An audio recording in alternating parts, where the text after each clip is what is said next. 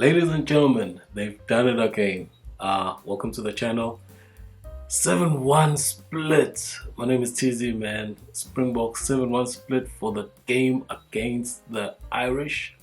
Didn't think it will happen. You know, when it happened against the All Blacks, we thought it was a once-off because of necessity. Leroux pulled out, I think, at the last moment of the game, on the eve of the game. So we thought that was just a once-off and it will never happen again. And we do have a 7-1 split. So I'm just going to quickly react to the team that was announced today, Tuesday afternoon, for the game on Saturday against the Irish. And no, United fans, this is not a score against Liverpool from last season, 7-1, man. Don't be traumatized. This is only the Springbok bench that is, I'm sure, is going to be a talking point until actual game on Saturday. So basically, looking at the team, I'm not going to go deep into the forwards because it's self-explanatory. Bongi has come in, of course. Mox is out. Of course, I'm comparing this team to the team that played against Scotland, not really against Romania. That was more of an experimental team. So I'm going to be comparing this team against the team that played against Scotland 2 weeks ago. So Bongi, of course, comes in for Mox. Mox is out. That's expected. I'm not too worried about that. I think he plays well, plays decently. But in terms of the configuration, I think on my last video, I spoke about thinking that it was going to be Vermeulen. That's going to start at number 8, just to counter, you know, in terms of the jackal and slowing down the ball at the ruck time. They've gone for Visa. So basically, they've kept the same team of forwards that played against Scotland, and the only change being Bongi in the front. The excitement is actually with the backs. All right, so same backline as with against the Scotland again. So practically it's the same team. But the most exciting thing about it, about the backline, is I'm thinking, what was the thought behind this backline and why had they kept the backline the way it was? And I'm just going to go through the team as is for the backline and give my feedback on that. So on scrum half, we've got Faf, who's doing the scrum half duty. Yeah, I don't really like Faf, but I think it's necessary because Money is not really kicking from a post that well, so that is just a backup. But I just want to, when I'm going through this team in terms of the backline, I just want to talk about how almost all the guys that are in the backline can play multiple positions. All right, so as we go through the backline, I'm just going to go through what other positions that those guys can play. All right, so starting with Faf. All right, of course, Faf, he can play flower half, as we saw against Romania, so that is covered. Then we've got Money. All right, Money is playing flower half, but he's played fullback when he used to play for the Bulls before he went to Sharks and to Province. So he can play fullback if need be, but I don't think there'll be a need for that because we've got multiple other players that can play fullback.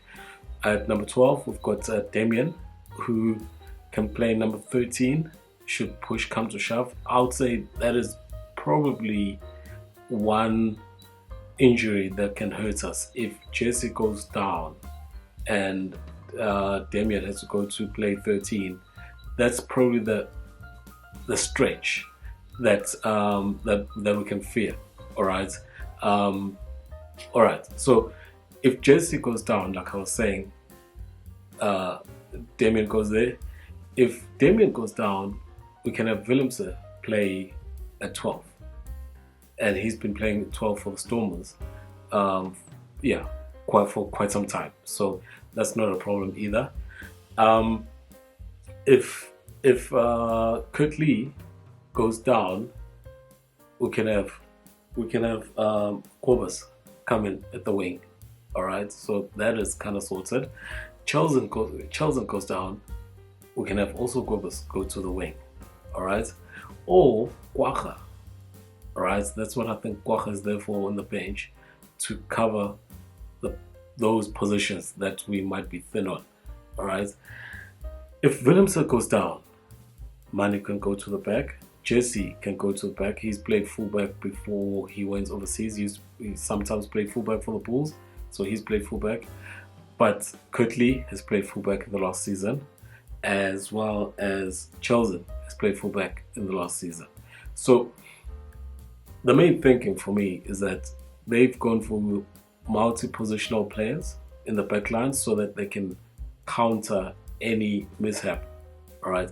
I don't think that they're looking for the backline to change the momentum of the game. I think most of their hope is that the forwards will change the momentum of the game. So the backline is just there to do a job standard.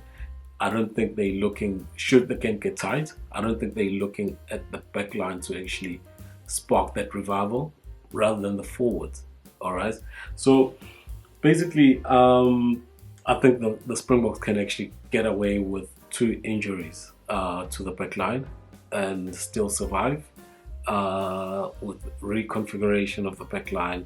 You know, whichever player goes down, I think there's a player that can cover within the team, within the starting 7, as well as the 1.5, because I'll say Kwagga is a half. So yeah, it's going to be really interesting to see if the forwards are led on like how they were led on during the game against the All Blacks, where all seven of them came on at around about the same time. So that'll be interesting to see. And for how long will they hold back Kwagga to see if is there a need for him to play in the backline should the need arise. So I'm expecting that Reina is not going to be coming on in the 60th minute, probably in the 70th minute, as well as Kwagga coming in around about that time, you know, based on how the game is going, of course. But of course, just keeping an eye out, you know, back of your mind, if there should be an injury, we need those guys to be able to come in. So we don't want to unleash them too early, to say. But yeah, what do you guys think? I think they've tried it before against the All Blacks. It worked.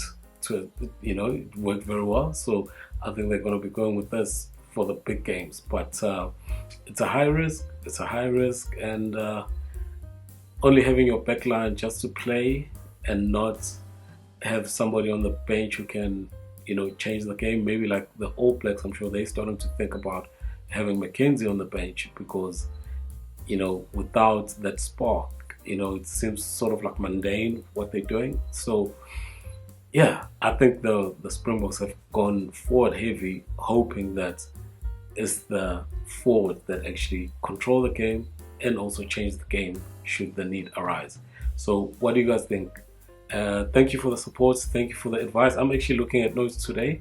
So yeah, this video might look a little bit different, but hopefully it's an improvement. I know quite a few of you guys that, you must write notes. Okay, I'm trying it. Let's see how it goes.